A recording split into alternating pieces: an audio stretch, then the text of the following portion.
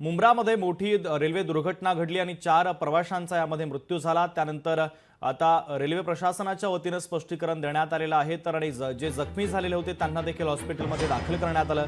मात्र प्रवासी संतप्त झाल्याचं देखील आपल्याला पाहायला मिळतं। अनेक सामाजिक कार्यकर्त्यांनी देखील या संदर्भातले प्रश्न उपस्थित केलेले आहेत। प्रवासी संघटना देखील आक्रमक झालेल्या आहेत आणि सातत्याने अशा प्रकारच्या घटना होत असतात। त्यामुळे आम्ही अनेक रेल्वे स्टेशनच्या परिसरातून आढावा देखील घेतो आहे। मुंबईतील देखील रेल्वे स्टेशनच्या परिसरामध्ये नेमकी काय परिस्थिती आहे आणि प्रवाशांच्या मागण्या नेमक्या काय आहेत ते देखील आपण पाहिलेलं आहे। आणि आता थेट जातोय सोलापूर रेल्वे स्टेशनच्या परिसरामध्ये वसीम अत्तार आपले प्रतिनिधी आपल्याशी जोडले जात आहेत। नाशिक रेल्वे स्टेशनच्या परिसरातून महेश महाले आपले प्रतिनिधी आपल्याशी जोडले जात आहेत आणि भुसावळ रेल्वे स्टेशनच्या परिसरातून सुमित देशमुख आपले प्रतिनिधी आपल्याशी जोडले जात आहेत। नेमकं रेल्वे स्टेशनवरच्या परिस्थिती नेमकी काय आहे आणि आढावा देखील आपण घेऊयात। पहिल्यांदा मी सोलापूरमध्ये जातोय। वसीम अत्तार आपले प्रतिनिधी आपल्यासोबत सोलापूरमधून जोडलेले आहेत।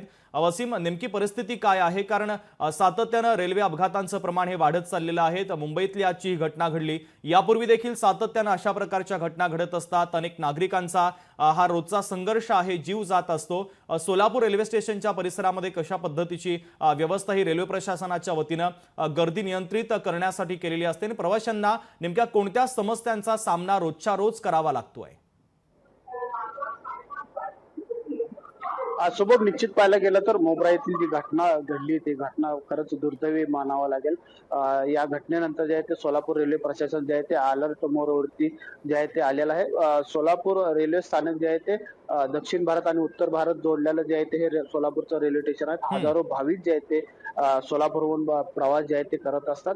एकंदरीतच पाहिलं गेलं तर मोठी गर्दी देखील जे आहे ते या ठिकाणी रेल्वे स्टेशनवरती आपल्याला पाहायला मिळते। मात्र ज्या घटना जे आहे ते मोबरामध्ये घडली तशी घटना जे आहे ते सोलापूरच्या रेल्वे स्टेशन असेल किंवा सोलापूरचा जो विभाग येतो तिथं अशी घटना जी आहे ते घडल्याची कधी निदर्शनास आली नाही। मात्र मोबरा येथील घटना घडली ही खरंच दुर्दैवी मानावं लागेल। आपण सध्या आता सोलापूरच्या रेल्वे स्टेशनवरती आहोत। आपण या पाहू शकतो या ठिकाणी गर्दी जी आहे ते आपल्याला म्हणावी तशी जी आहे ते या ठिकाणी दिसते आणि त्याचबरोबर या ठिकाणावर जे आहे ते अनेक प्रवासी आहेत जे प्रवास करत असतात। मात्र या ठिकाणी जे आहे ते सोलापूर प्रशासन मोबराच्या घटनेनंतर जे आहे ते अलर्ट मोडवरती आलेलं आहे आणि त्यामुळे कोणीही जे आहे ते वेटिंग तिकीट वरती जे प्रवासी प्रवास करतात आणि ते प्रवासी जे आहेत रेल्वेची बोगी आहे त्या दरवाजापाशी बसतात त्यांच्यावरती देखील जे आहे ते आता सोलापूरच्या प्रशासनाकडून जे आहे ते कारवाई करण्याचं काम देखील जे आहे ते त्यांच्याकडनं सुरू झाल्याचं आपल्याला या ठिकाणी दिसत आहे। शुभम, अगदी वसीम, महत्त्वाचे अपडेट पोहोचवलेले आहे त्याबद्दल धन्यवाद।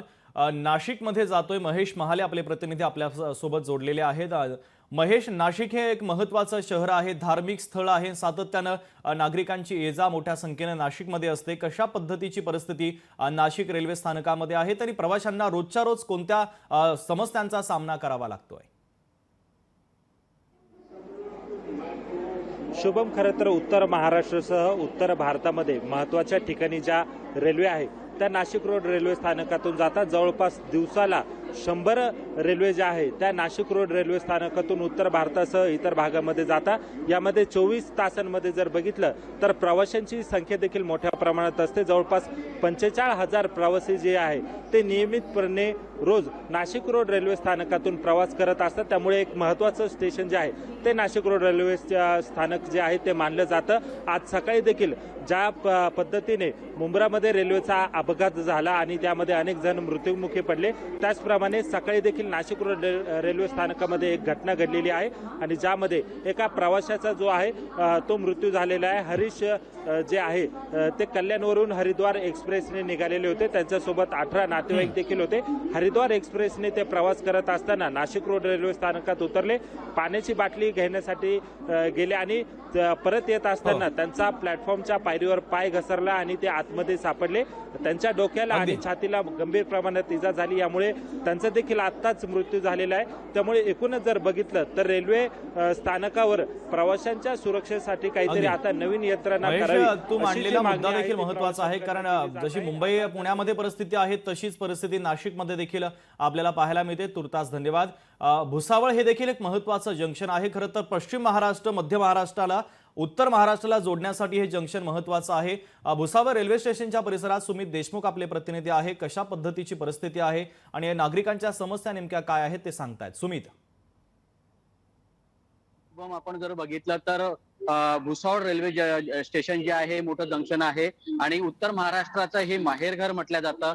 मध्य प्रदेश असेल, उत्तर प्रदेश असेल, या दोघही राज्यांना जोडणारं हे रेल्वे स्टेशन म्हटलं जातं. मुंब्रामध्ये जी घटना घडलेली ती अत्यंत दुर्दैवी घडली आहे. त्यानंतर येथील भुसावळ रेल्वे प्रशासन जे आहे ते अलर्ट मोडवर आल्याचं पाहायला मिळत आहे. भुसावळवरून मुंबईकडे जवळपास 50हून अधिक रेल्वे या ठिकाणी धावत असतात आणि 12 तासाचा जर विचार केला तर 45,000हून अधिक प्रवासी या ठिकाणाहून प्रवास करत असतात. सर्वात महत्वाचं म्हटलं म्हणजे की या ठिकाणी मोठ्या प्रमाणात गर्दी असते. पण रेल्वे प्रशासन आज सकाळपासून जेव्हा ही घटना घडलेली आहे मुंब्रामधली, त्यानंतर पोलीस प्रशासन असेल, त्यानंतर रेल्वे प्रशासन असेल, हे अलर्ट मोडवर आल्याचं पाहायला मिळतं आहे.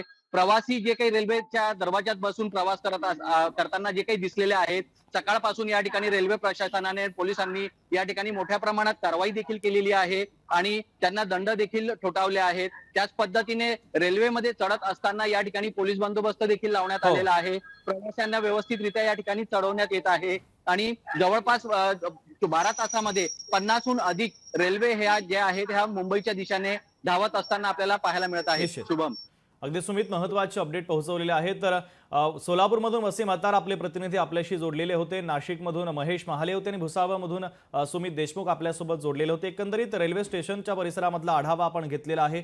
गर्दीचं नियंत्रण करण्यासाठी रेल्वे प्रशासन कशा पद्धतीनं तयारी करतंय हे देखील आपण पाहिलेलं आहे.